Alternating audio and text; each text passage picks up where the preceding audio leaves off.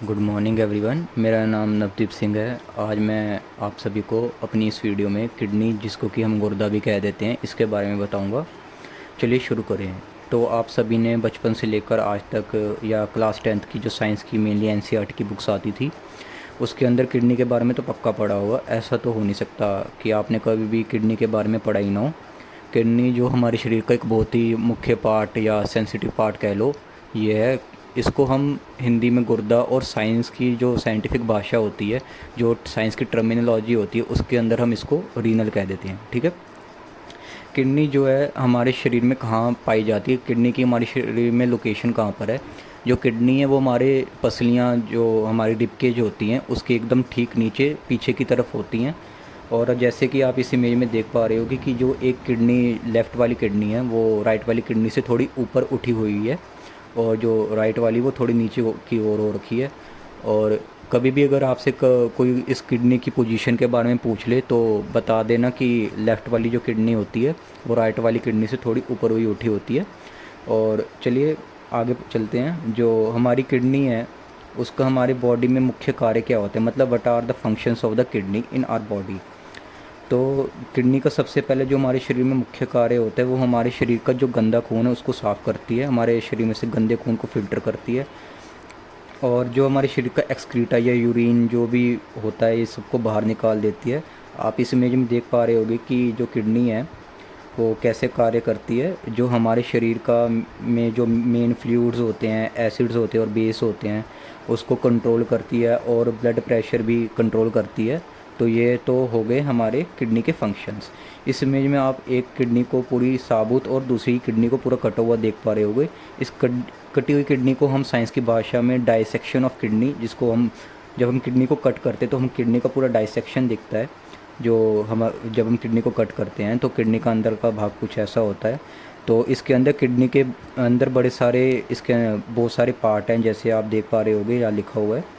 Cortex हो गया, medulla हो गया, रीनल आर्टरी हो गया, रीनल वेन हो गया। आप इस सभी को बिल्कुल देख पा रहे होगे।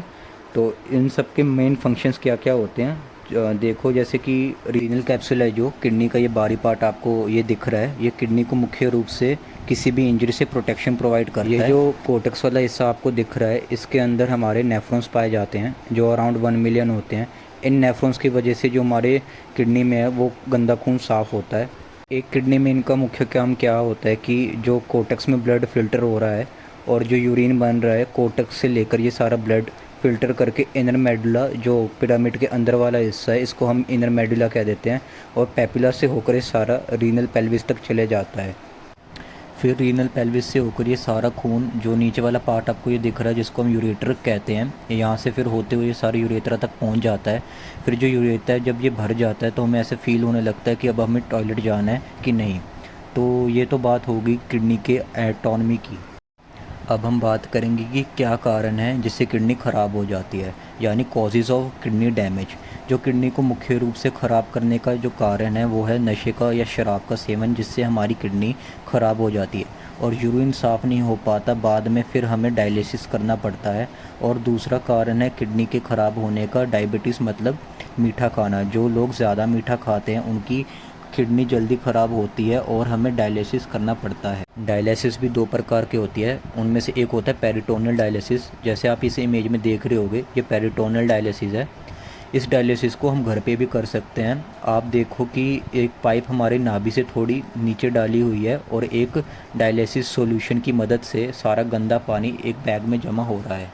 ठीक है। तो दूसरी है हीमोडायलिसिस। इस इमेज में आपको एक मशीन दिख रही होगी, इसे हम आर्टिफिशियल किडनी भी कहते हैं, जो हमारे शरीर से गंदा पानी, यूरिन निकाल देती है सारा।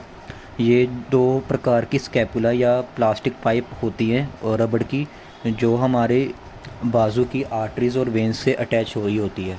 अब हम बात करते हैं पेशेंट की डेथ की। मान लो किसी भी पेशेंट की अगर किडनी ख़राब है और वो पेशेंट अपना इलाज ही नहीं कराता, तो उसकी कभी भी डेथ हो सकती है, क्योंकि किडनी के सेल्स जो हैं वो मरने लग जाते हैं और वह पेशेंट की कुछ ही हफ्ते में मौत हो जाती है। और अगर हमारी एक किडनी ख़राब है तो हम फिर भी एक किडनी के सहारे हम ज़िंदा रह सकते हैं, अदरवाइज़ नहीं तो डेथ हो जाती है। अब हम बात करते हैं कि वो कौन कौन से तरीके हैं जिससे हमारी किडनी एकदम स्वस्थ रहेगी, मतलब हेल्थी रहेगी, या कह लो what are the ways to keep your kidney healthy. ठीक है। तो पहले नंबर पर लिखा है देखो हाइड्रेट, मतलब कि स्टे हाइड्रेट। अगर आप ज़्यादा से ज़्यादा पानी पिएगी तो आपकी बॉडी भी साफ़ रहेगी और आपकी किडनी भी हेल्दी रहेगी। तो आपको ज़्यादा से ज़्यादा पानी पीना चाहिए। और दूसरे नंबर पर लिखा है आपको एक बैलेंस डाइट करनी है, मतलब अपने खान पान का एक समय निर्धारित करो।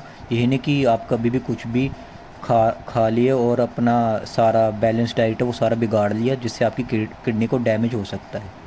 ओके, तो तीसरे नंबर पर हम बात करते हैं कि समय पर अपना ब्लड प्रेशर और शुगर लेवल चेक कराते रहो ताकि आपकी किडनी ख़राब ना हो। चौथे नंबर पे डेली एक्सरसाइज करो, मतलब रेगुलर बेसिस पे एक्सरसाइज करो ताकि आपकी बॉडी और किडनी दोनों हेल्थी रहे। पाँचवें नंबर पर अल्कोहल यानी शराब का सेवन लिमिटेड करें, क्योंकि यही मुख्य कारण है आपकी किडनी को ख़राब करने का। और कोशिश करें कि शराब का सेवन ना ही करें तो अच्छा है, जिससे आपकी किडनी एकदम स्वस्थ रहेगी और आप लंबा जीवन जी सकेंगे।